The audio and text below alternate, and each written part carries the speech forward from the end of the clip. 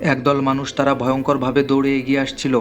তারা বুঝতে পেরেছিল সামনে অনেক মানুষ রয়েছে। ভাইরাসে আক্রান্ত লোকদের কাছ থেকে বাঁচতে সাধারণ মানুষগুলো দৌড়ে পালানোর চেষ্টা করছিল।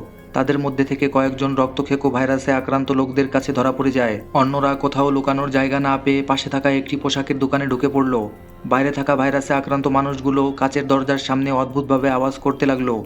কিছুক্ষণের মধ্যে ভাইরাসে আক্রান্ত লোকগুলো কাচের দরজা ভাঙার জন্য চেষ্টা করতে শুরু করলো। দরজা প্রায় ভেঙেই যাচ্ছিল। বিপরীতে থাকা একজন বুদ্ধিমান নারী তাদের বাঁচানোর জন্য দ্রুত মোবাইল ফোন তুলে সবাইকে লাইট বন্ধ করে দিতে ইঙ্গিত করলো। সত্যিই এরপর ওই দলটি শান্ত হয়ে গেল। কিন্তু আবার উজ্জ্বল ইলেকট্রনিক্স পদার্থটি একজন আক্রান্ত মানুষের দৃষ্টি আকর্ষণ করলো। তারা আবার সেই পর্দার দিকে এগিয়ে গিয়ে দরজার সামনে জড়ো হতে শুরু করলো। তখন মেয়েটি একটি উপায় বের করলো, আর উপায়টা কাজে লেগে গেল। বিপদ এখনও শেষ হয়নি। এরপর ঘটতে চলেছে একের পর এক ভয়াবহ ও রোমাঞ্চকর ঘটনা।